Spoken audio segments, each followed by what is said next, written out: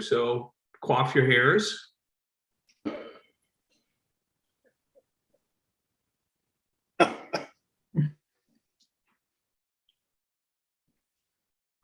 Is Linda on? So coif your hairs. Sorry about that. Linda Alexander here. I believe I saw her smile a few minutes ago. Yes, Linda, I want to publicly thank you for, after all these many months, showing me or telling me at the last meeting how I could block out my bed and the other accoutrements that I have been hiding for all these years, why I have not been visible. This is great, and I thank you. Yes, but Blanche, you've moved to the woods now. No, it looks like she's got Aurora Borealis behind her. I see It the does. Northern Lights, and that's on my bucket list. This may save me a trip, and Linda, I really thank you. You look like an ecclesiastical, gorgeous being. I mean, What can I tell you? You see what you've been missing? You're a being, Blanche. Okay. All right, Max, can I just do a couple more logistical things? Max, can you reach out to Madeline? She's having problems getting in. Do you have her text or email? Are you working with her? Yeah, I had been. How recently did she reach out? Because I was in contact with her about 15 minutes ago. Is it more recent than that? It's pretty recent. Okay, I'll reach out to her now. Let me also make a couple people co-chairs, including Max. Are you a co-chair right now? No, I don't have capabilities for hosting. Do that then. Are you? So everyone, I'm just going through some logistics. All right, simple meeting. I'm just going to make Max co-host today. We'll just keep it there. If you can coordinate with Madeline, I can start the beginning of it. But she's the only one hitting me up that she's having a little trouble. Okay, everyone, why don't we jump in? We certainly have quorum now. Thank you to come for this full board meeting. It is a very straightforward one in the sense of what we're going to be doing. We're going to be talking about one item, and we're going to be voting on one resolution. What I'd like to do is give a little bit of background from a more macro level, and then hand it off to Elizabeth to talk about the work she's done to address this. But there's certain facts that I want to clear up because I think through the talkings, there's sometimes a little confusion. And so I'm just going to kind of lay the groundwork for then Elizabeth to talk about a resolution. So as a process, I think we're all very, very aware that we have been working, all community boards have been working from addressing the challenges of Zooms and the impending moving to hybrid, and then a law was passed called the Open Meetings Law for some any new members a few months ago that addressed this and allowed us in the future to go hybrid. And we've been working towards what do we have to do for that. One thing that's I found unusual, but the open meetings laws dictates that each entity, so we're an entity, has to make a resolution regarding this. And this is what we'll be doing. Starting now, the date literally I think just changed today. The date is August 15th, that if we don't do a resolution, everything goes in person. So that's why we're here, to make sure we do that. And then I did want to bring up a short thing people asked. The original game plan was to do a very short resolution. We did vote on that during the last steering committee. The subsequent, to make a medium story short, is that there was a series of conversations between the executive team.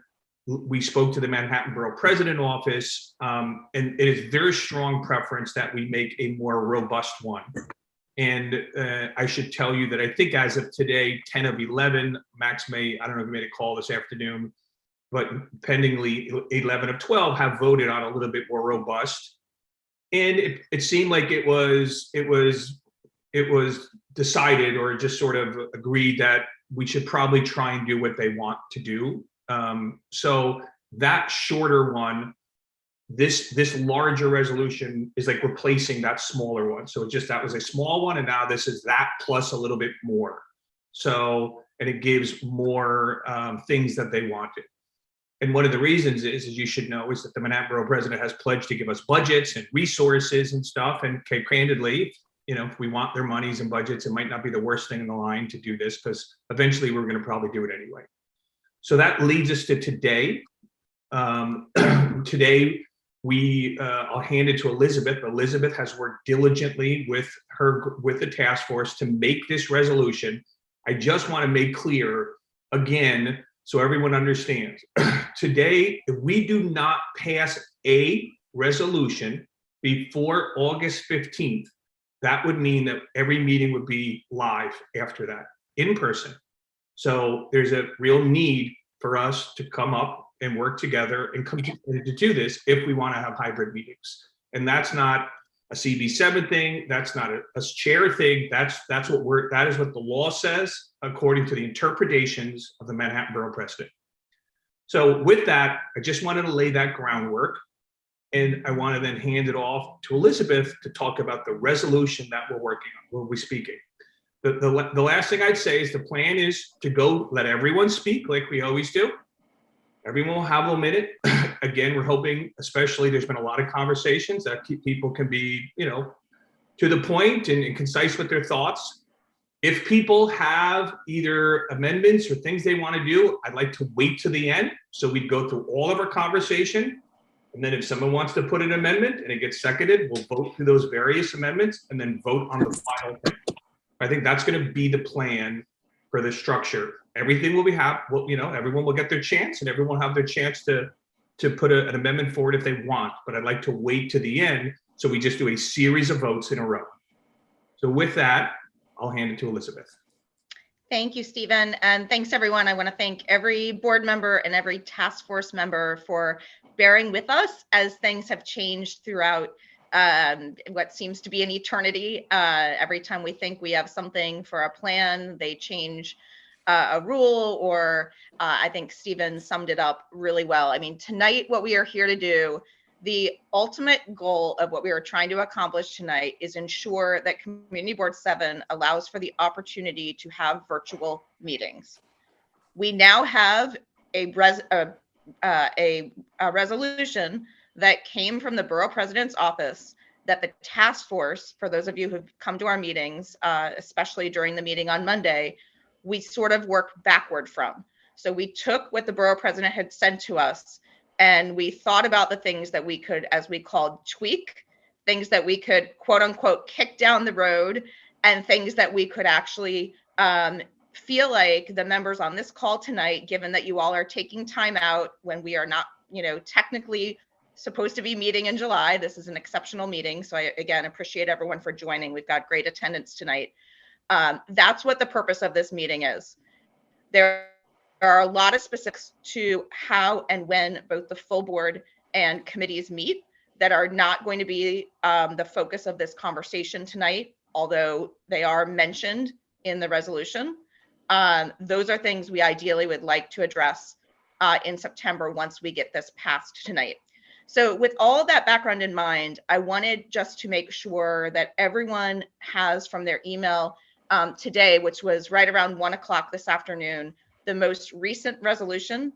And if you don't, we're happy to put it on the screen or email it to you. Someone from the board office can email it to you. That's what we're going to be working from and talking about over the next, hopefully not too long a period of time. But that's where we're starting from. So maybe I'll stop there for a second, just make sure everyone has that, that resolution in front of them. And we'll sort of take it from there. There are sort of three or four main things that came out of our task force meetings that we wanted to make sure were addressed in our resolution, which differs slightly from what the borough president gave us about the resolution to permit modified hybrid meetings. The first is in section number 3 of the resolution. There are two things that we have revised slightly. One is in section 3C that deals with medical conditions creating vulnerability to COVID. There was a statement in there or a clause in there related from the borough president's office requiring a doctor's notice the task force felt that that should be removed. Then in item D, that is something we have sort of created that is a little bit new, that really looks at decisions and the decisions about which members may participate virtually at both full board and committee meetings, and require that that be forthcoming upon further CB7 discussions. So we don't want there to be sort of anything handed down today in the resolution that we're passing about how that's going to be done. However, the task force has concluded, and I think most of the consensus we had, again, as sort of a tweak, was that there was a recommendation at the committee level that for committee meetings at a virtual level, that any decision that gets made in the future about how we meet as a committee, so the land use committee, the transportation committee, the preservation committee, that the decisions on participation, who attends in person, who attends virtually, should be standard across committees, so that committee by committee, the rules shouldn't be any different. So that's a change and a departure from what's in the current borough president resolution. And then a few additional things that we departed from that I'll just mention briefly in item number 4. I think there were some concerns about having to provide specific reasons for why a member needs to attend virtually. We believe, just as though in a in-person meeting, that if you can't attend, there's going to be a notation of the fact that you're not there in person and why. And then in item 4B, there was a concern about the visibility on video. And I know a number of people, both on the board and on the task force, had concerns about sort of the requirement that was in the borough president's resolution about having to be 100% virtual for the entire meeting, no excuses, no getting up to do things. We have made that more general, again, until we get to the point where we can discuss this in September. But we've moved some of the more, I don't want to say draconian language, but more sort of specific language to say that they must be visible on video with identification, which, just like those of you who have attended our full board meetings in person over the years, is required. There's a name placard in front of you. You have identification in front of you, just like you're in an in-person meeting. So that's one of the other changes we made. And then finally, sort of just at the end, and I want to thank, of course, Mark Diller, who always has great recommendations on things. We added sort of a sentence in item number 5 that says that CB7 will continue to define and set procedures for the implementation of the hybrid meeting option enabled by this resolution. So other than that, there isn't a lot that is changed from what the borough president had submitted to us. Again, the final statement that is made in this is, as set forth in this resolution, to permit modified hybrid meetings, which is the goal of tonight's meeting. I would strongly encourage, if you haven't come to one of our task force meetings yet, we've had great conversations about specifics. In my view tonight, that is not the purpose of tonight's meeting. I think there are probably some legal and semantic and words that may need change in this resolution, which is why we're going to open it up for a little bit, obviously, to hear from all of you. But the goal tonight is to pass something so that, as Stephen said, we can meet virtually starting in August. So I hope that is okay with everybody. And again, the decision for August got moved. I guess as a final note, we had our meeting on Monday expecting that the decision to go back to full in-person meetings might be as soon as July 25th. We heard today that that's been moved to August. It could be moved again to September. We just don't know. But for the sake of the fact that we don't meet in July and August, we want to take a vote on this tonight if at all possible. So I'll stop there. And I guess, Stephen, if you're okay with things, we can start opening up to questions. I'm trying to monitor the order in which people raise their hands and have done a terrible time. Elizabeth, as we discussed, I'm going to go through the people. Right. We'll have you answer them, so we won't. All right. Thanks, I Stephen. do want to let Madge, who asked a quick question as we went in. Madge, do you want to finish asking your question? I encourage you to give us a few minutes, so let's call on Madge first.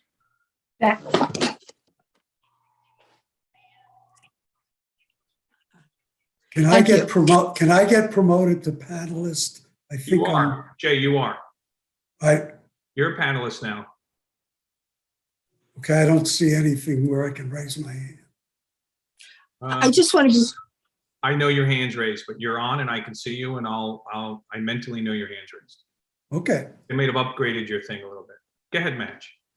I wanted to be sure that at a meeting, when someone is not there in person, but they're virtually, they can still, they're not part of the quorum, but they can vote. Is that so?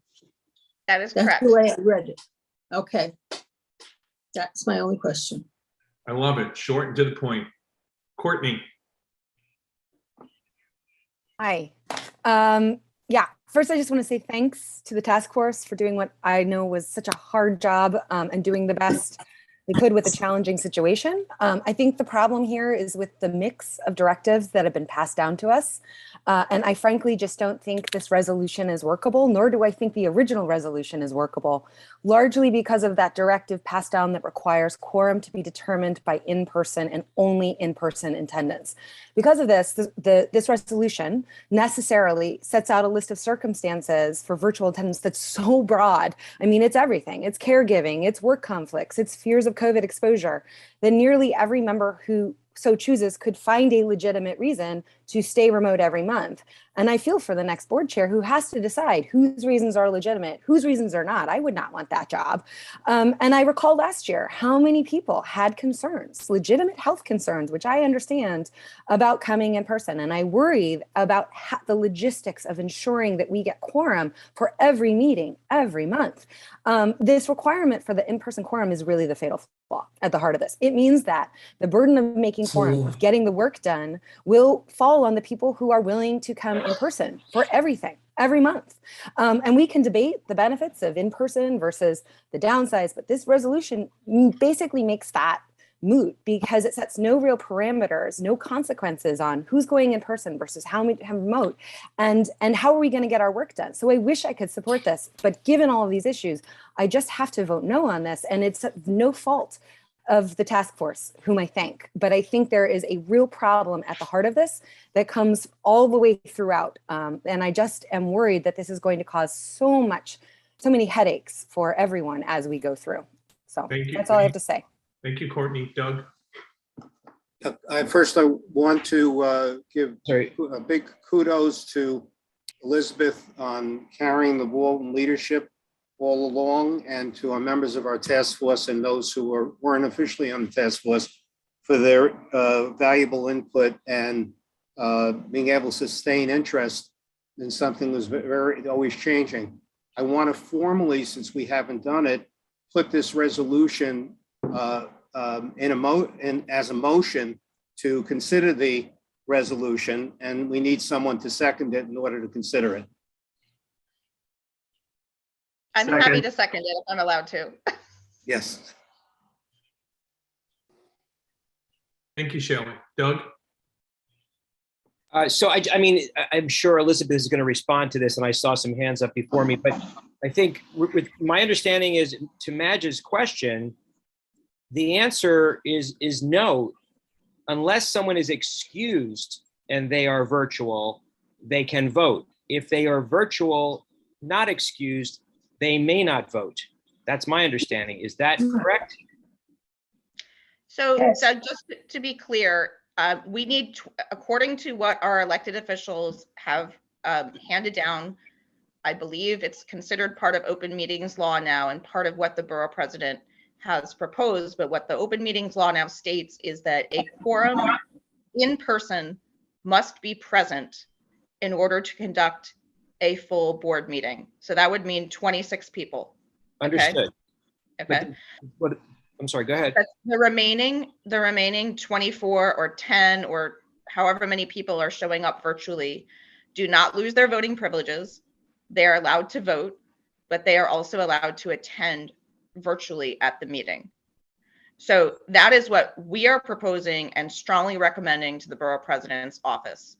I don't want to address both your point and Courtney's, but to get to Courtney's question, which is, or a point, which I think is a very valid one, is something that we decided at the task force meeting we would have a discussion. We don't think that it should be the same 26 people that show up every month for a full board meeting and the same 20 or 24 that show up virtually. But that's not what the purpose of tonight's meeting is to talk about. Okay, so Doug, can I just clarify, Doug, I'd like to clarify what Elizabeth said. I think there was a small part of it, Elizabeth, you might have missed out a little bit. And that is any meeting, whether it's a full board or whether it's a committee or a task force, 50% of the people have to be there to consider it a meeting and to vote. It's to vote. So in order to vote in the meeting, you have to have a quorum. That's not different from what I said. So Steve, if you don't mind. The floor. Elizabeth, if I could just figure for a minute, then there's people who don't show up. The ones that have a note and have been excused previously to the meeting will be able to vote. If you didn't get previously, not everyone gets to vote. It's the ones that are excused. Right. If you're not excused, you don't vote. I think that's what Doug was asking, and I wanted to clarify that part of it. You have to be excused to vote in that meeting.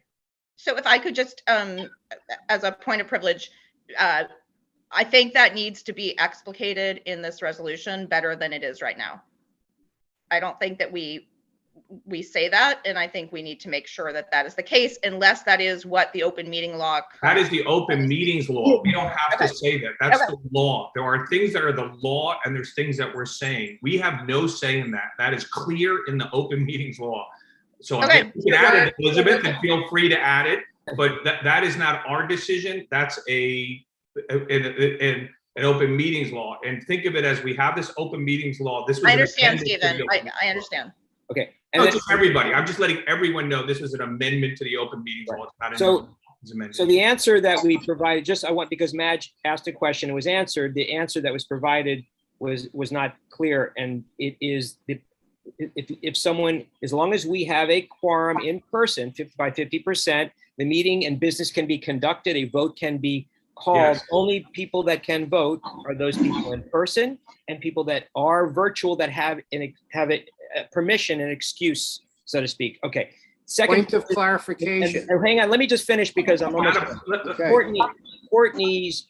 I'm very sensitive to what Courtney said. However, I want to remind everybody: if we don't vote, and now the vote date has changed, we all must be in person, no matter what.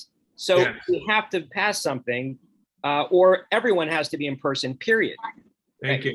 That's point of clarification, Steve, if I may. It's been repeated that it's 50% of the people. It's 50% plus one. Plus one. For committees and for full board. Very important that we be aware. Right, 51% or whatever metaphorically you want to say. 50 plus one. Yes. Person.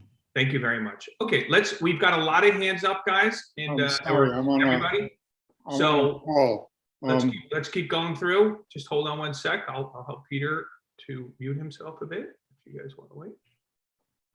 Okay, let's keep going through. If we can be diligent, there's almost 10, 15 hands up. We want everyone an opportunity to speak. Richard. Andrew. Oh, thank you. Sorry, I didn't hear my last name. Has anyone looked at the committees and how many members are on each committee to determine the likelihood that all committees will have a 50% plus one member in person? Because I know with BCI, it's very often when we need like one person virtually, like please someone log on quickly so we have a quorum. I mean, I kind of think maybe it's going to Courtney's point. Could we be in a situation? I know it's probably impossible to know right now because people haven't submitted, requests to be virtual, but a situation where there's some committees that based on the request, legitimate request to be virtual, there's just not an in-person quorum, and then business cannot be conducted. Andrew, we looked at the committees, but truth being told, until you know who is presenting and saying they can't be there, you can make some assumptions based on the conversations that have happened in the past. But I think that's a conversation or really something that's going to happen after people start putting in that they're not going to be able to be in person. But informally, it is going to be a challenge. My personal opinion is getting 26 people for a full board won't be a challenge. I have deep concerns for some committees that there just could be happenstance that, a series, if there's 8, you generally have, I have to double check, 7 to 8 to 12 to 13 on a committee. And you could just have a happenstance where half the committee is saying that they have issues, and the CB7 is going to have to manage that. Maybe you have to rejigger some committees based on that, but there is no way to do that until we know who's applying to not be in person. Yeah, because I could see with BCI, for example, where there's business to be conducted, that I don't know what everyone's going to do, but that could be a reality. Maybe a situation where we'd have to submit a letter saying, we couldn't vote, but something. 100%. You're going to have to figure out something, and I guess it could be better to be small sometimes. It could be better to be bigger, depending on who's showing up. I've sort of looked at it and hypothesized, but it's just a process we're going to need to go through, and a committee like BCI or preservations that really needs to get their stuff done, you may need to move some people around. That may be something that may be addressed. Thank you. And to be clear to the 50 members on the board, that decision about the quorum, the 50% plus one, was not something that we decided as Community Board 7. That was decided by elected officials. Yeah. So just want to make sure. No, sorry, is that charter? That's not just like a policy that came out. That was something that we're required by law to follow, correct? Correct. Required by open It meetings. was always required. Can I just ask, a lot of people we want it diligently going, and there's a lot of people that I think may have unmuted themselves. Can everyone just mute themselves? And again, Elizabeth's going to lead the call. I'm going to kind of go through that. And if we can just keep diligently go through respectively, I think it would be very helpful. Now we have 15 hands up, so we got to get. All right, so who's next? I will pass. Christian. Yeah, I'm getting the sense that people are forgetting that we're required to be in person. And during the pandemic, when we were remotely, people had gotten used to sometimes like schedule their activities, or they have activities and they attend the meeting from wherever they are at. You have to remember, if you cannot make the meetings in person, you may have to consider whether you want to be on the board or not. You really have to plan to be in person, and the resolution says extraordinary circumstances. So if you're going to have extraordinary circumstances every time, you may have to consider that you may not be on the board. So, just keep that in mind, please. Thank you, Christian. Peter, you're up. You got to unmute yourself. I might have muted you because we heard you for a bit. I'm going to ask you to unmute yourself. Look at your computer. Okay, can you hear me? We can. Okay. I'm probably the oldest member of the community board. I'm 87 years old. And I have difficulty hearing and seeing. And being able to do this online, the way we're doing it now, is a great advantage for me. Going to the community board meetings directly has always been a challenge. So there are some people, I think, who need to be able to use to go online this way, the way we're doing it now, as opposed to doing it in person. And I, for one, whether it's 50% of the board and whether we rotate, I don't care, as long as I have the opportunity to continue doing it this way. I think that's a big advantage for someone like me. Thank you. Thank you, Peter. Ethel? Yes, thank you. I want to commend the task force. They've had a very hard time. And now I do think that we have a workable, essential resolution. We could go on about every single point, but we are not allowed to if we are going to function. We've got the criteria by the open meetings law and by the Manhattan Borough President. We have a workable resolution. We have to move forward. Will there be problems and issues because some of this is unique?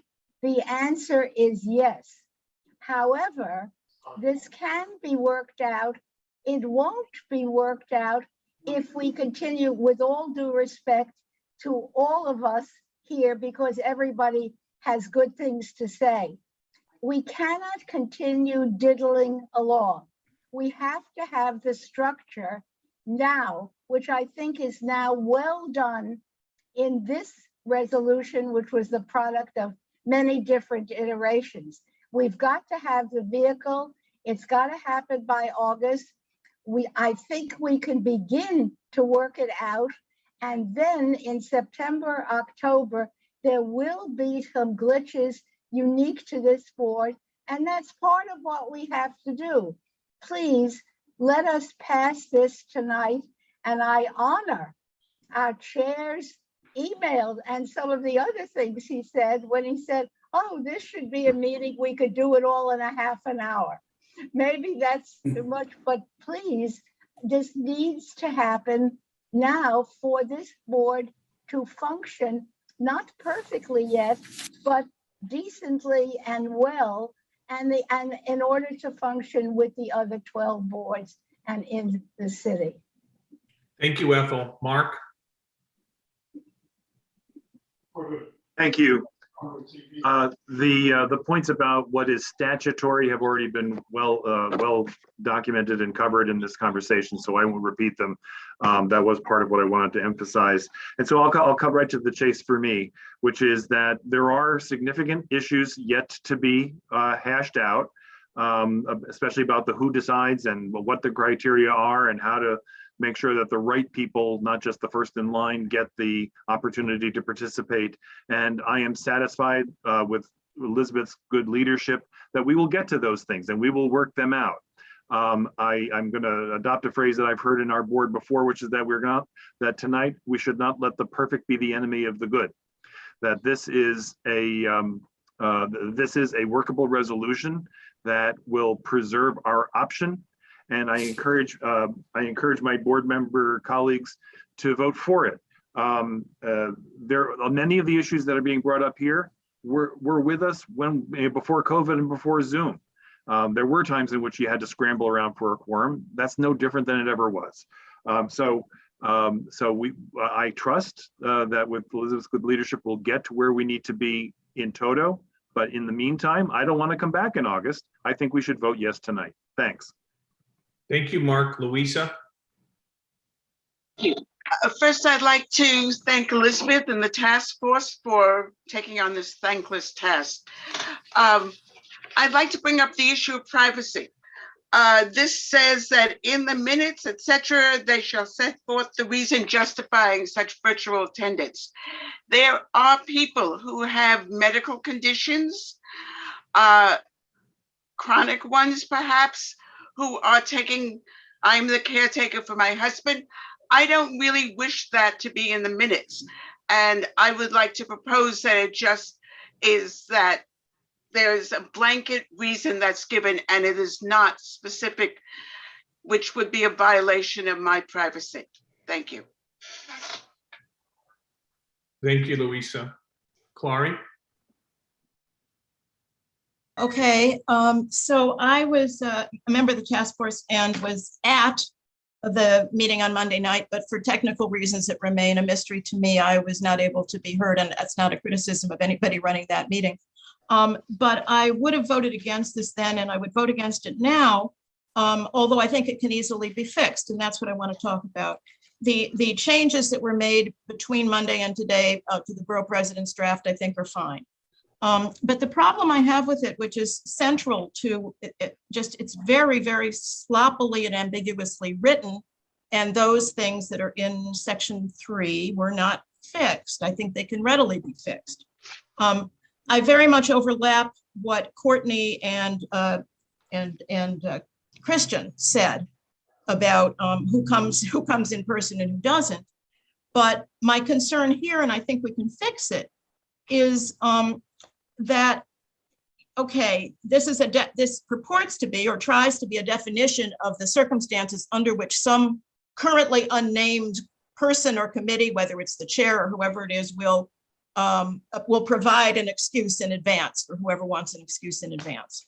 Presumably, although it's not stated that way, for each separate meeting. That is not a blanket excuse for such as, and I think Peter has certainly made a case for himself and is perhaps a borderline case on however this may work out, but I do not understand, whether it's Peter or anybody else, this excuse thing to be a blanket excuse as opposed to each separate meeting. Maybe I'm wrong about that, but it's not clear. In any event, beyond that, the reason this is ambiguous, and we should not vote on it as it is, but I think it can be fixed, is number one, you're talking about circumstances should, and Jay, I think, wants to make that shall, and I agree with shall, as opposed to should qualify as extraordinary. I think that is correct. The problem is that then B, it's not clear whether that is an and or an or. I think it's intended to be an and, so that all circumstances are extraordinary, and that B is intended to be some examples of that. But in terms of how some people have been speaking about this, that is, some people who may never come to a meeting because they have childcare responsibilities all the time, the 24 people or the 20 people in Courtney's example, that's not extraordinary. So I think this should be fixed. Oh, and also illness is unexpected disability, unexpected work travel, but illness and caregiving responsibilities don't have that qualification. And it's not clear whether all of these things are intended to be subsumed under the extraordinary requirement or not. To take the care, I'm almost done, but to take the caregiving responsibilities, I think if somebody has caregiving responsibilities, however sympathetic that may be, and somebody else made this point on Monday, I think, if you've got the caregiving responsibilities every single month and every single committee meeting, that is not an extraordinary circumstance that should give you an excuse not to attend any meeting in person, if only because, first of all, you're physically able to come and mentally able to come to meetings, but second, because if you've got caregiving responsibilities, chances are very good you're going to be multitasking during the meeting and not giving it your full attention. So in summary, I think we need to write this in a way, and then I agree we should pass something tonight. I think it's fine, except for the ambiguities here. I think we need to make it clear that every excused absence should be under the rubric of extraordinary, and that they should be for each separate meeting, and that even if we later develop a little more set of definitions, and I think that's Elizabeth's intention, that we don't fully define what those circumstances might be tonight, that ordinary things that just ordinary people who, for whatever reasons, have other obligations that make them disinclined to come to a full board meeting when they think they've got an excuse not to, that's not good enough. That's not extraordinary. And it's not enough of a disability or a circumstance to allow somebody to skip all their meetings and tune in when they, tune in, even if they do have, it's not enough of a reason for whoever makes this decision on our part, our next chair or whoever, to hand them a free pass every 3 times a month, I guess is what it is. So Glory, I'm trying to think of a way to make what you're saying actionable. And what I was just doing is let me call on the other 4 members. And then when we get before the vote, if you want to suggest language that Elizabeth can take as friendly or non-friendly, then we'll address it. But okay, Stephen, I think a lot of things. So why don't you, if you want to write I'll try to think about that. You could be more concise. I duly noted it for after when we hear from everyone else. And Clary, I think your points are very valid. So and let me just add one more thing quickly, if I could, Stephen. The thing about medical condition creating vulnerability to COVID is similarly a concern to me. I mean, hey, I'm over 70 years old, and so by definition, I, vulnerable, and many of us, a lot of us, numerous of us are over 70 years old for that matter. That and practically anybody, if you're in the wrong place at the wrong time, you can catch COVID. And many people we know have and continue to do so every week. I've got a trouble with that definition as well as a free pass, but let's go on to other people. Okay, if you want to work on specific language, that way. Beats me, but I'll see what I can do. Thank you very much. Ken? Yeah, Clary, the objections you had to B and its relation to A, I totally agree with. As I'm a member of the task force too, I think unexpected should precede everything there. And I think they're all subsumed under extraordinary. But that's I'm not speaking for the task force, but I think that was my understanding. So I would support something reflecting that, an amendment. So yeah, I just want to stress that this is a rough draft. It's really too bad that the legislature forced us to required a quorum in person, but that's what it is, and we have to live with it. The devil is going to be in the details, which we're going to work out in much more detail in September. The task forces, we have a very good start. Mark, a few weeks ago, offered a template, which is a great starting point. And I think we're gonna get to a place where it's going to be strict enough as to prevent abuse and casual use of attending remotely.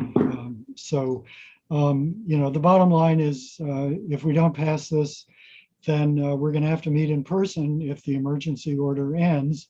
And speaking for myself, I may have to resign from the board or take a medical leave if COVID is anywhere near where it is right now. And also, I just note that every other Manhattan board has already passed this or some form of it. So thank you, Ken. Richard? Yeah, I look forward to attending meetings in person. I've been going to work, and I believe that it's a reasonable risk. But I may not have the same views as everyone else on the board. We have now in the city of New York a 15% positivity rate for COVID. The Upper West Side, for some reason, has one of the highest incidents of COVID in the entire city. And I think it is that while the positivity rate is so high, it would be improper to require any board member to attend in person. On the other hand, I think it's desirable to have that as a temporary measure.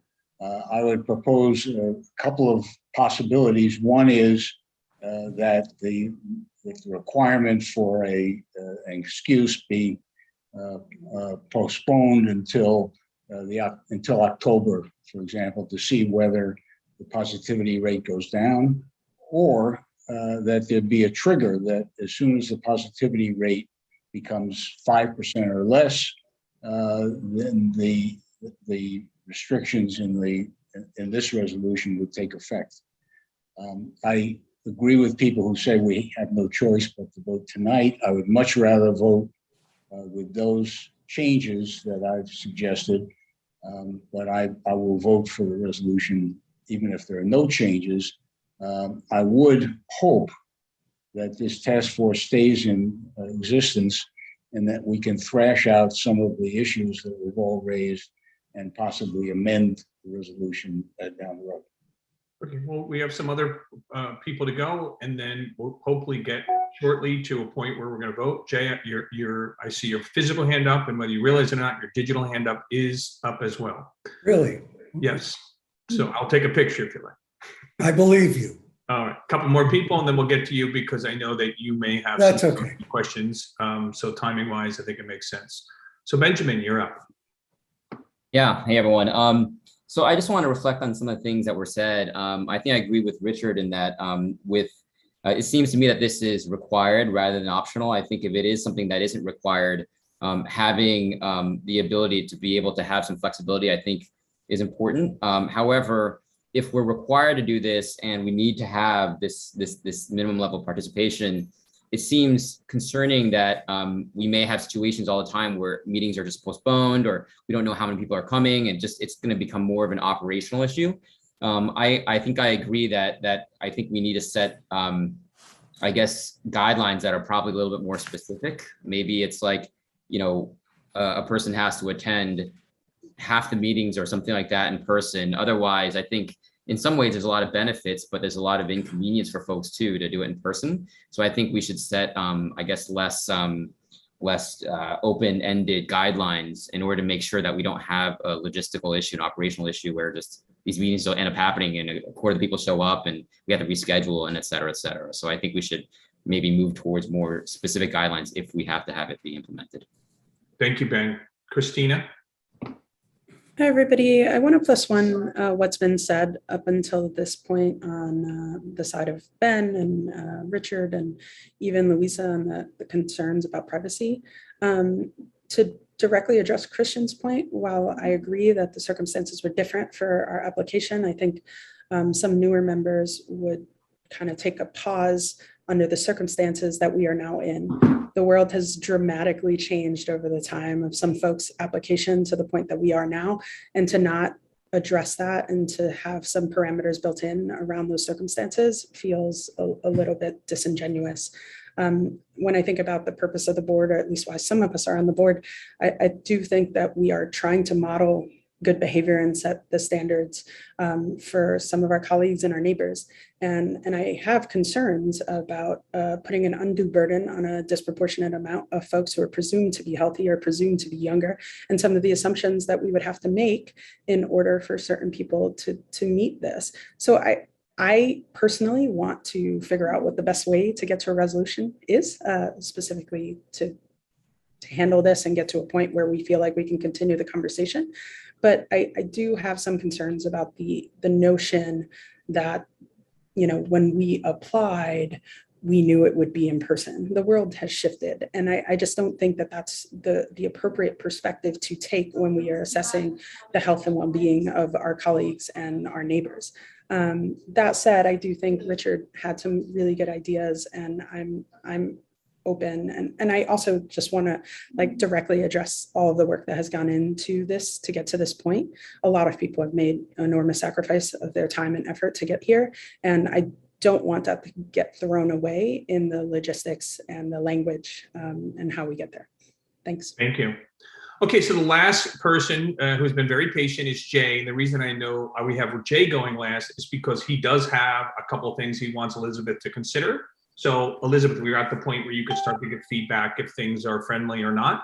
And then we're going to go to Clary, because I know she had some things. I wasn't exactly sure if Richard was more being directional in what he was saying. So, but whoever wants to suggest things, the process is Elizabeth's the chair. She'll take it as a friendly amendment or not. If she doesn't, then we all know there's a procedure then to put something forward, have it second and voted on. And that's the process that we're in now. So Jay, why don't you go forward and you can ask, I think those things is in line with Clary anyway. So why don't you go forward? Yeah, just to save time, I mean, essentially I agree pretty much with everything that Clary said. I agree with Ken about the descriptive phrasing in 3B. It's very clear that all of the examples given there have to be under the rubric of unexpected or extraordinary circumstances. But just to try and be precise, Elizabeth, in 3A, where it says circumstances should qualify as extraordinary, clearly the statute is not discretionary, it's mandatory, and the word should be shall. And I would ask that you accept that as a friendly amendment, number one. Let's pause. Elizabeth, give your feedback. I do accept that as a friendly amendment. Okay. Can I just break in for one second on this, because instead of, that's cumbersome. Jay, would you consider it equally good if it said circumstances must be extraordinary instead of shall qualify as? Well, you know, it's funny you should say that. Originally, that's what I jotted down, but I mean, statutorily, the word shall is consistent and used throughout. I think they're synonymous under these circumstances, but just to be statutory. I hope our law firms agree on that, so. Yeah, thank you for all the lawyers on this call, Okay. because I am not a lawyer myself. Okay, so but I need- Go with shall, Clark, if you want to bring it up again. Whatever Jay says is right. So let's go with shall, and she's accepted that. You're Okay, next, and Elizabeth, to skip down to the next to the last paragraph, where we talk about complying with emergency declarations. I think the drafting of that sentence is awkward, to say the least. I think, and I have some language let me quickly read it, and if you agree with it, I'll send it to you for inclusion.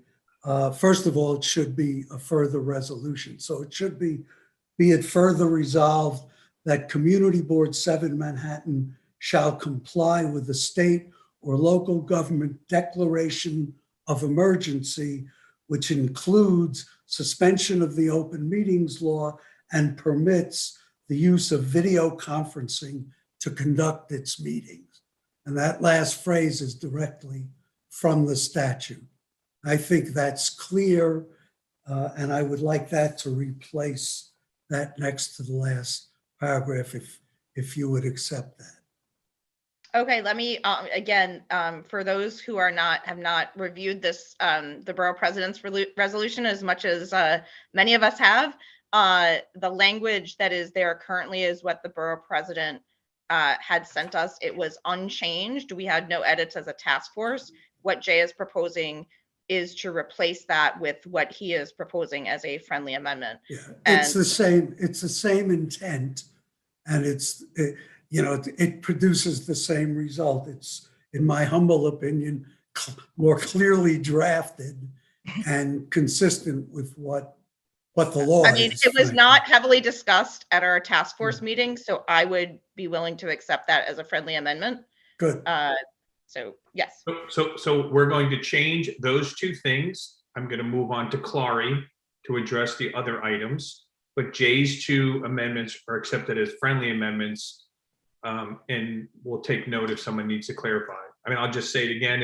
It's just turning one word into should, into shall, and it's just kind of clarifying under the further, just what's, in my mind, the best way to describe to everyone is just sort of re-clarifying what the OML laws do and things like that. So if people have more follow-up questions, we can address them. They seem more legal in the way that they're worded, to be candid, if the best way I can say them. So, Clary, we encourage you to put some. Okay, next legal on here.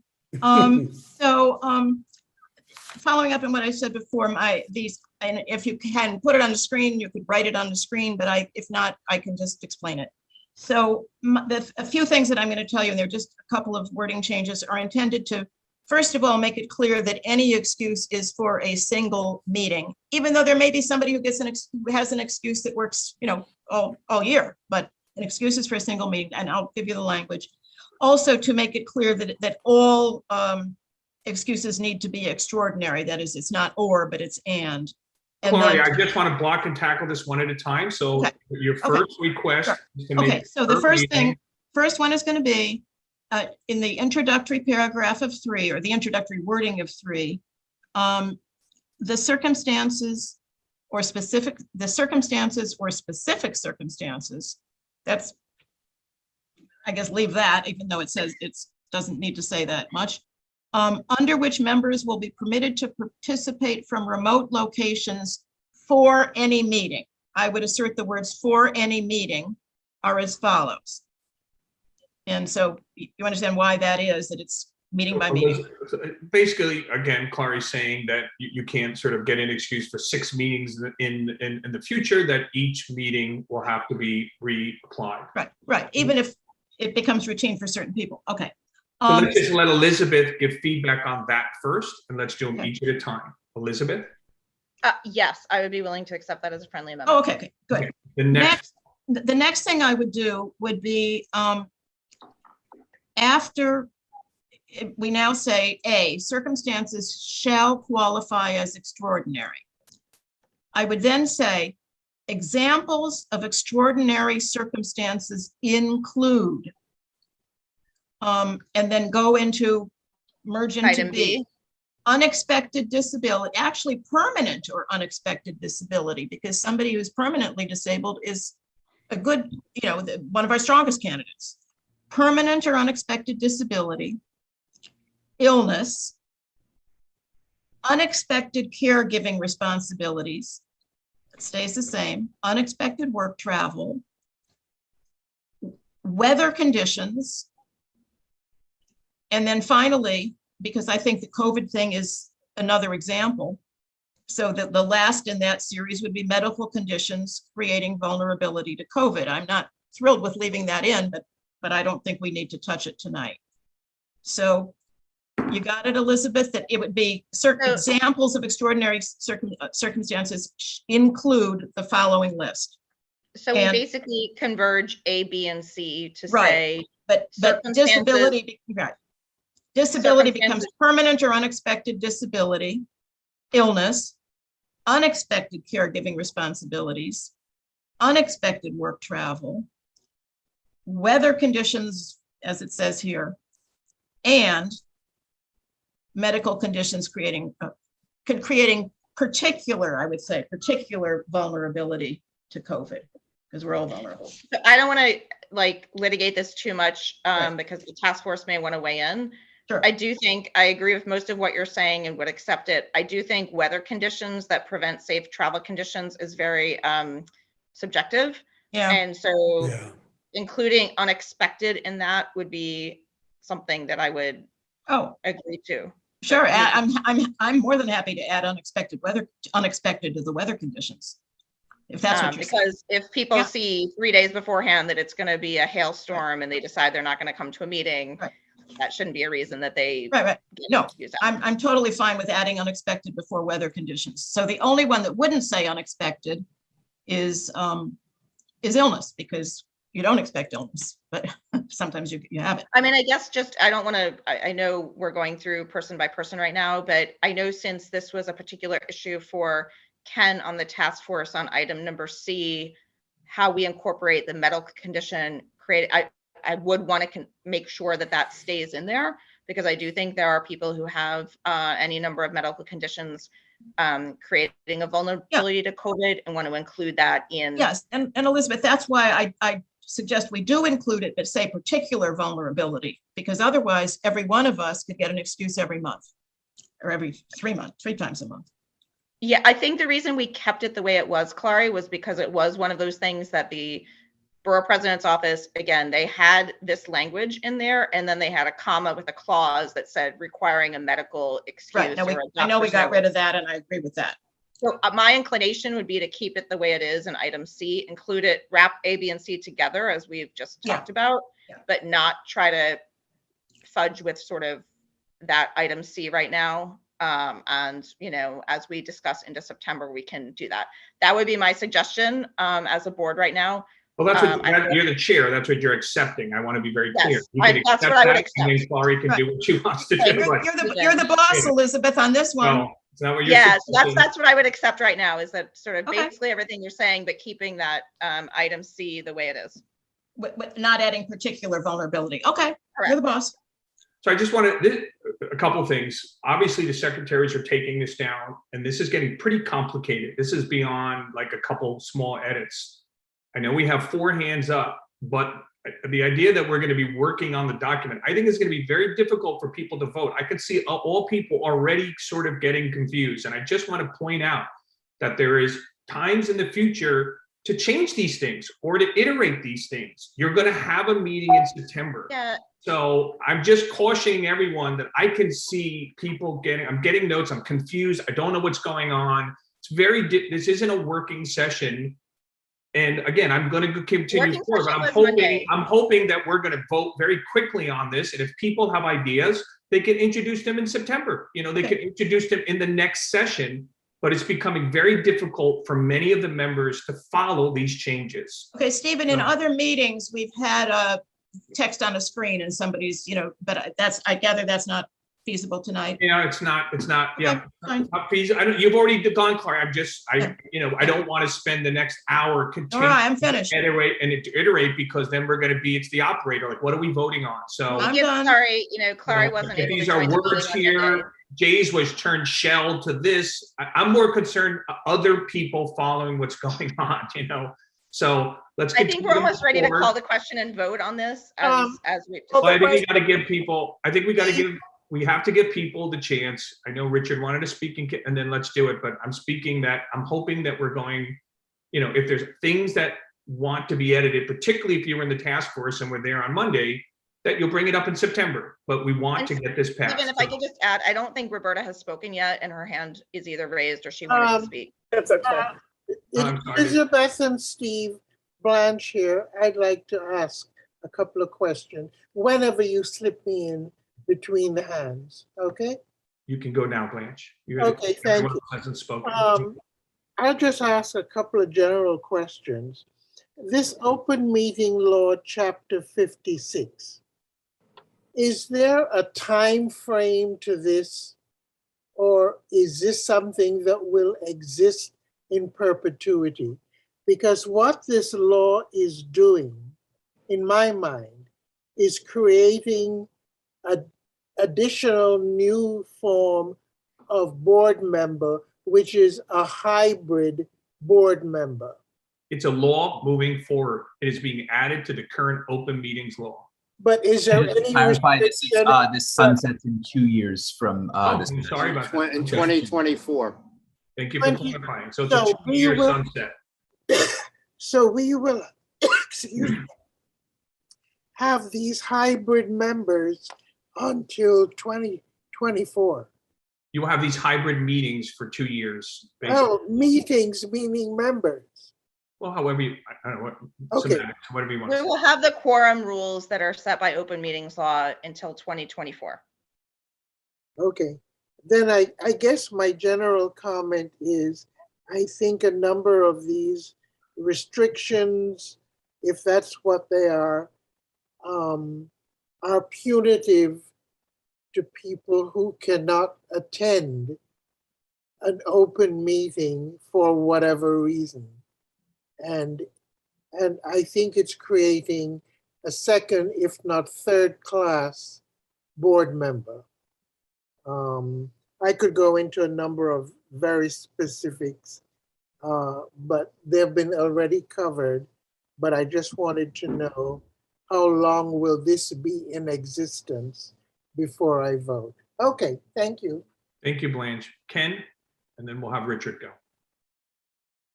Yeah, I since Louisa brought it up and about the privacy, and I agree with her. I brought this up at the task force. I would offer an amendment to eliminate the 2 references to the reason for virtual attendance. They're both under subpart 4, one at 4, the regular 4, and then down at 4F. There are 2 references to giving the reason in the minutes. And I would say, let's take that out. It's not in the statute. So nobody's requiring us to do it. Elizabeth? It is what came out of what the borough president's office had stated. So I think we will have time to amend this later. But I think for now, that wasn't something that, again, I care about those issues. I do think what we have tried to do is keep the language as general as possible when it comes to stating the name and reason for virtual attendance, not providing the specific. I think the word specific was in there in the borough president's resolution. We took that out specifically so it could be more general. And I think that suffices for this. So I would not accept that at this point. Okay, well, could we just simply add the word general then to at the end and set forth the reason justifying such attendance, insert the general reason justifying? Sure. Great. Thank you. So I think the last person now is Richard. Yeah, I have a proposal, but I also have a question, Elizabeth, that might actually make my proposal less imminent. Do you consider, does the task force consider, or does the chair consider advanced age as a medical condition which predisposes one or makes it more likely that one would catch COVID or be more seriously ill? I know that the Centers for Disease I don't Control think this is a meeting to discuss those concerns. I think there are any number of us who have medical and physical and other issues, and I think that's what we're here to do tonight is to vote on the resolution that was presented by the task force, and I think those are things I'd love to take up with you in September. In that case, I would ask that you remove the word medical because it would, in my mind, it implies that age, that Peter, who's 87, does not have a medical reason, or he may have, but I don't have a medical reason why I'm vulnerable. But if someone my age wants to sit it out until the positivity rate gets to a reasonable level, I think that should be a reasonable excuse. And if the word medical to me excludes age as a ground for being excused. Yeah, I'm not sure. I mean, again, I don't want to overthink this for tonight's meeting, but I'm assuming you're speaking about item 3C, where it says medical condition creating vulnerability to COVID. Okay, there are people, we are going to be interacting with people in our offices and out on the street who we find out 2 days later have tested positive for COVID. Does that mean they should not show up at a full board or at a meeting in person? I don't think that is the spirit in which this item was intended. I think it was intended for people who have a pre-existing medical condition where they cannot be in a setting, in an in-person setting with a lot of people because they have a pre-existing medical condition, whether that's age-related or not. There are plenty of people on this board who I know who have pre-existing medical conditions, and they do have vulnerabilities to COVID, and they are in their 30s and even younger. So I personally do not think that that is like ageism in any way in that section. But so I believe that should stay the way it is. He's not going to accept that one. I am not going to accept that one. Friendly one, and strongly suggest, and you did say the chair, so I'll say that strongly. But would welcome it to be discussed about when we craft these things. I think it's a really important point, and we need to make sure that we are respectful of everyone. It's what we spent all these hours trying to do, making sure that we are as inclusive as possible and making sure that we allow for participation from everyone who, regardless of their age or their any sort of medical or physical or any sort of other condition, to be able to get them to a meeting or virtually. To summarize, that you're not going to accept it and strongly suggest that you discuss this in September. Correct. Was there something else, Richard? I'll stop there. But look, my preference would be to include something in here that delays implementation of the excuse paragraphs until the positivity rate is below 5%. I gather from people's comments that that's not something that you would accept. So I'm not.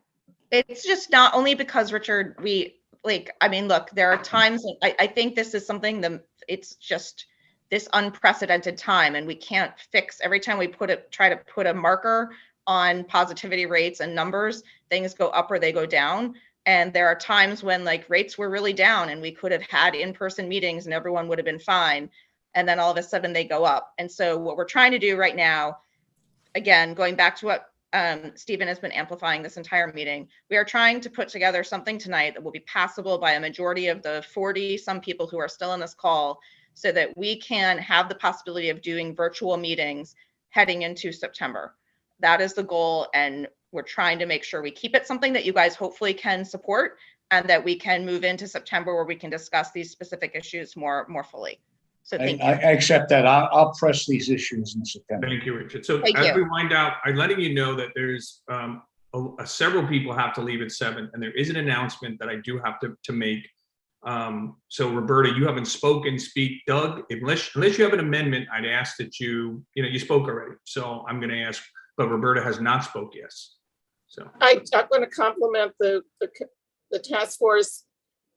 I think the law is kind of convoluted, and I think working around the law is difficult. And I would like to call the question. okay. I second. Let's call the question. So what is it that we're voting on? We are voting on the amendment, and we are voting on the resolution that's presented with the handful of verbal friendly amendments, including your 2 that were included. Clary's. We will have the secretaries work with Elizabeth because they took very copious notes to sort of make this accurate. We also have this video to use as a reference. Exactly. So that's the beauty of our virtual meetings now, everyone, is that we have a video of everything, like it or not. So we will make sure we include those. We did have an amendment, just for the record. Okay, Doug? I didn't know. And I think it may be a simple fix, and it may dovetail nicely, that may address Clary and Richard's concern. Clary suggested that on the definition, say, shall include, and I thought if we, at this time, add language, but not limited to the following, that slightly broadens it. It allows us to redefine it as we go in. And it might just make things a little bit more comfortable until we flesh it out. Would you consider that a friendly amendment? Where does it go? So where Clary asked. In item shall 3B, include, 3A and 3A. Right, after shall include, I would propose inserting, but not limited to the following. But not necessarily limited, Doug. Yeah, sure. I think, yeah. The question has been called. The question has been called. Elizabeth, do you accept this or not? I do not accept that now. I think it's something we can discuss. Great. So let's get back to the vote. All of those who are voting to support. Even before we do that, I would like to just make one. It's a textual thing that I want to just make sure with lawyers we have on the call. We reference again. This is the borough president's resolution. In large part, they reference the word virtual and they reference the word remote. Okay. Does anyone? I'm asking just as a point of questioning to any lawyers or anyone on, they're used interchangeably. Should it be a friendly amendment that we use one or the other word to describe remote/virtual attendance, or can we use them interchangeabably in this resolution?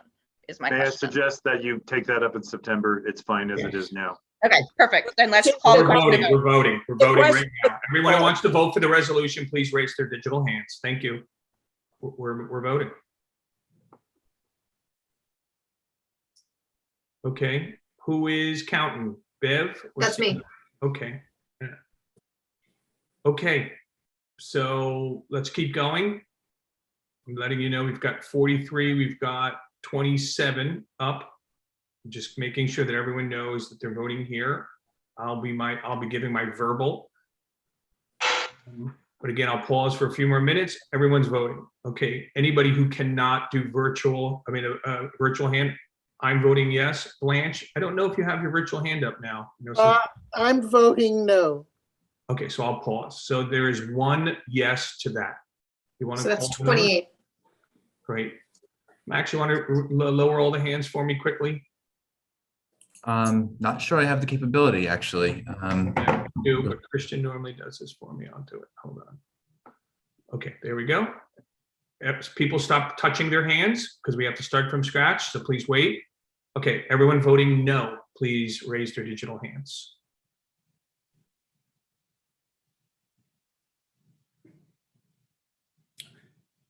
I can't see my digital hand, so I'm raising it. Let me see. Yeah. 4 in Blanche? I'm voting no. But you have Jay does not have his digital, but he has his physical. So it's 2. Right, so that's 5 total. 3 plus 2. Yep. So hold on, I'll lower them. Anyone for, anyone abstaining?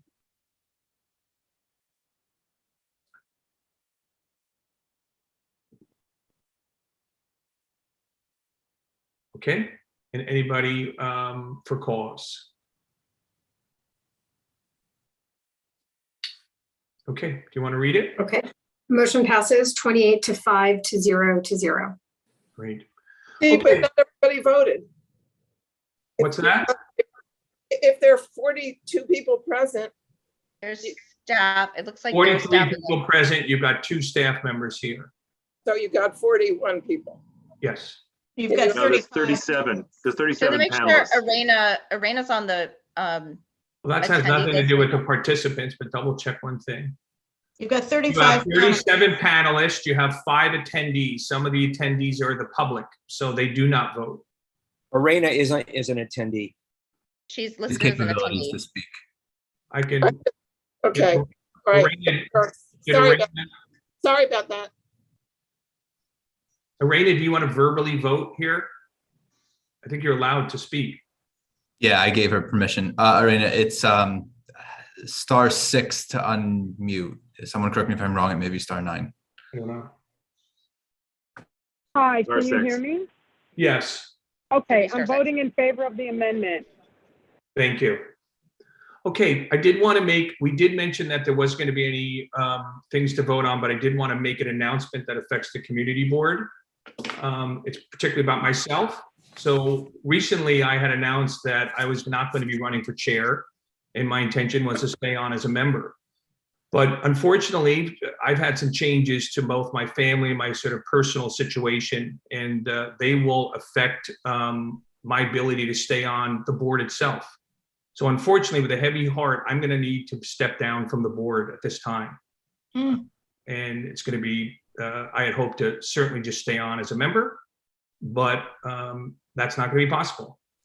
As a little bit of a process, I have spoken to Borough President Mark Levine about this. I have spoken to their office. I have spoken to the executive committee, and I've alerted the office. So I did want to give you a little bit of what we're going to do, and then certainly answer any questions about that, and sadly say goodbye. But so a handful of things. In the meantime, I've been asked, so I will stay on to the end of July, and therefore for the August and September, there'll be 2 months. Vice Chair Andrew Ridgey will be standing in as the interim chair for those 60 days. For everyone that doesn't know the sequence, we vote on a new chair, the nominations come in September, that chair will take over in October. So extensively, there'll be a 60-day period of time that Andrew will be that interim chair. I have made myself available all through this process, and I'll make myself available to the executive team, and when the new chair comes in, if there's things that I can help them out with as well. But extensively, that's unfortunately going to be the process moving forward. Steve, So, excuse me. yep, I'm going to finish what I'd like to say. I wanted to correct you on something. I'd just like to say my goodbyes and what I want to say, Shelley, and then Okay, please. Okay, thank you. So again, it was my hopes to stay on, and this was quite unexpected and quite quick, but unfortunately life intervenes, and these challenges happen from time to time, and it's going to be something that I'll have to do. But you know, for myself, I just thank everyone's support in terms of becoming a chair. Personally, I've loved being on Community Board 7, and you know, I wanted to continue to do so. But what I'll remember mostly is all the friendships and the people that you meet. And I encourage people to interact more with people and perhaps focus on what we have in common than our differences. So with that, I saw a couple of hands. Shelley, you wanted to make a mention? Okay, just one quick correction that the new chair takes over in November, at the beginning of November. So it's 3 months, although the election's in October. But if there is, and then excuse me, now you're interrupting me. I'm sorry, I set the tone. And then I'd like to say, I'm sure it's everyone's feelings that it's a little heartbroken that you're leaving us personally and in our leadership. And thank you for all you've put in. It's been a very difficult couple of years for anyone to serve in leadership in this, and you did a yeoman's job in the best way you could. And I think we should all thank you.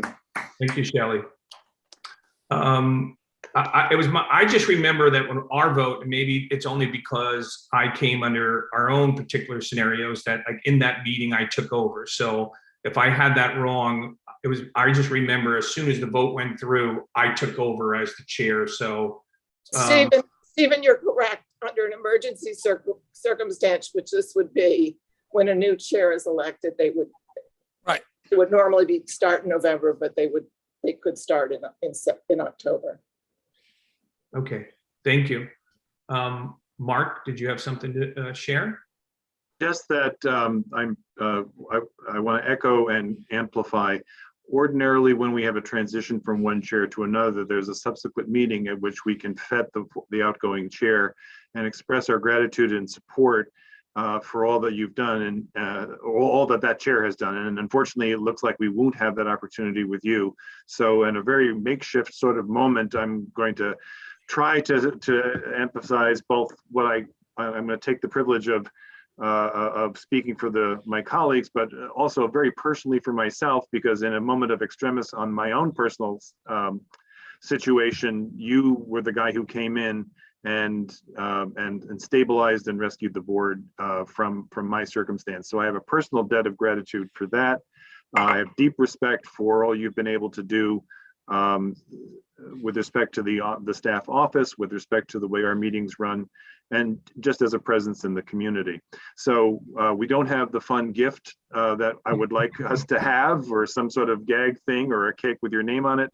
But I believe I speak for my colleagues in saying that we have that in our hearts right now, and wish you Godspeed wherever this next part of the journey takes you. Thank you very much, Mark. Madeline? My dear friend, Madeline. Yes. Stephen, I want to thank you so much. You've been a big support with NYCHA, as well as personally. Thank you for reaching out to me when I had to put my dog down. That was so touching. I'm going to remember that for the rest of my life.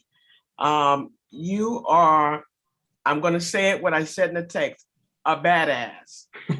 And I appreciate that. You're a person that is so warm and engaging. I'm going to miss your voice most of all. When I'm upset, you can calm me down. So I want to thank you for that. I hope you use that in your future endeavors, because I think you're a wonderful, wonderful person. Thank you for everything. Thank you, Madeline. Very kind of you. Andrew. I was going to close it out with a couple of words, so I didn't know if there's anyone else that wanted to speak before I go. If they do, I see Susan put up there. I guess I'm the next to last act. Good luck getting away from me, Stephen. You can move or do whatever you want. You can leave the board, but I guess it simply means I can't talk you into running again, which I wasn't going to do, but I was tempted. Anyway, thank you so much for everything you've done. You've been a really tremendous chair, and I'm sure that whoever follows you has got some obviously very big shoes to fill. Thank you very much. Was Elizabeth, did you have your hand up? I did. I just, again, it's been a pleasure working with you, and we're going to miss you. And I hope you'll let us know. I hope you're not leaving the Upper West Side, but you know, we want to call you back to hopefully be a part of our conversations and meetings, and really just respect all the work you've done. So thank you.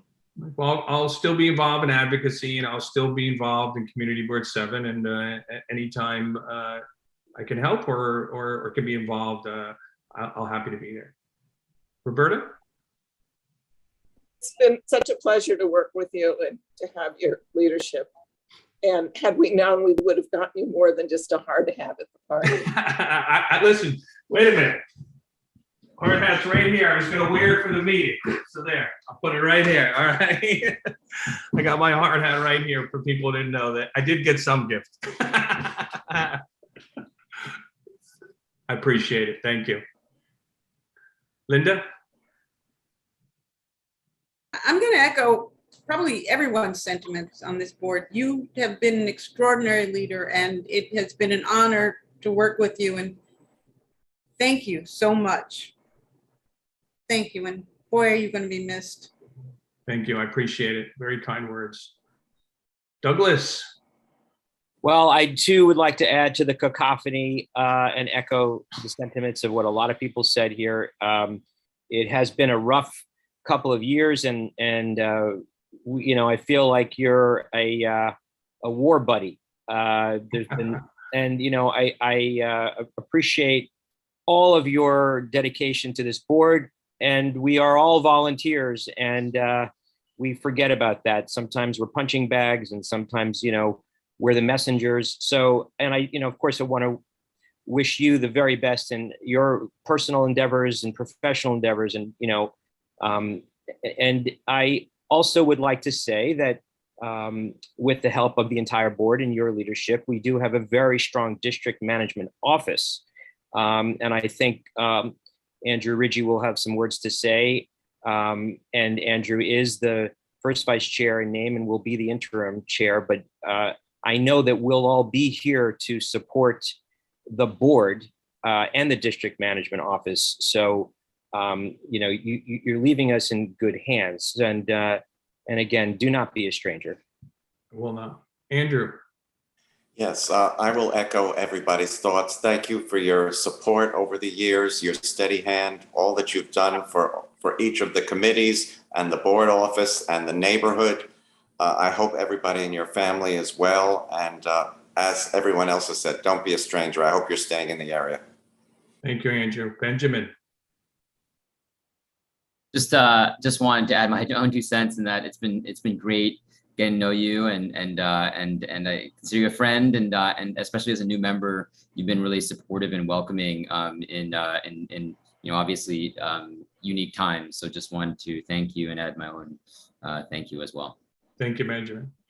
Susan, do you want to add something? And then I was going to have in an official capacity, I just want to point out, since Stephen is resigning before his term is over, when the new chair is elected in October, the new chair takes over immediately. So everyone's right, but that's what happens. So Andrew, you're only stuck for a couple months, unless of course you want to run for chair. Well, thanks everyone for the kind words. It was very, very challenging, and found myself getting somewhat emotional, but I said this once before, I really like being on Community Board 7, and I know some of us argue and some of us, there's ups and downs and all arounds, but I've really enjoyed the experience, and it's been incredibly rewarding to be involved in some level of advocacy, and then amongst people that, I made friendships on the board that really I never thought I would, and that's what I'll always remember. I really enjoy them. Andrew. Thank you. Our impending interim chair. Let's let you have a final word. Stephen, Brad. Well, first, thank you. I just obviously echo everything everyone said. I've been a vice chair under multiple chairs now, and it's always an honor to serve in this capacity and be able to really build strong, meaningful relationships with the chairs. And I just want to say thank you so much for everything that you've done. It's been extraordinarily difficult times. You've gone through a lot, and especially being in the vice chair role, building a relationship with you. I know how much time, sweat, passion, and work goes into this. And so often, it's an impossible job. It could be a thankless job. It's a tough job. You're dealing with so many different people in difficult situations. But I want to just echo everyone's thanks. This is a volunteer role, and you really stood up at an important, critical time. I think you've helped build the office, get us to a great place. And like we were just having this conversation, transitioning into the future of meetings, hybrid, what that all means, just being a steady hand, a decisive voice, a thoughtful voice. We're grateful. I'm grateful. I am now going to be the interim chair, I guess, for the second time. So I don't know if you can be term limited as an interim chair, but this may be my last time doing that. And I am not running, just so everyone knows, for chair. My focus will be to support the board in this transition in any and every way that I can, working with the executive committee. I thank you, Stephen, again, for helping guide us through this process. And, wishing you and your family the absolute best. And again, everyone can reach out. I'll be working with the office and be sending out some information just for my interim chair status. people know where to reach me, but I'm here to support however I can. And thank you. Like I said, this is a volunteer role, and people step into these positions and put enormous amount of time, energy, and emotion into it. So you did all that. Thank you. Sorry we don't have a big send-off present, but we're gonna make sure to do something for you nice, on the side. So with that, thank you. Thank you, everyone, for the very Thank kind you, words. I've really enjoyed getting to know everyone. So for the last time, I will end the meeting, and I will look to, again, continue the conversations and the friendships that I've had. But everyone have a great summer, and again, thank you for the kind words. Thanks, buddy. Hi, Stephen. Thank you.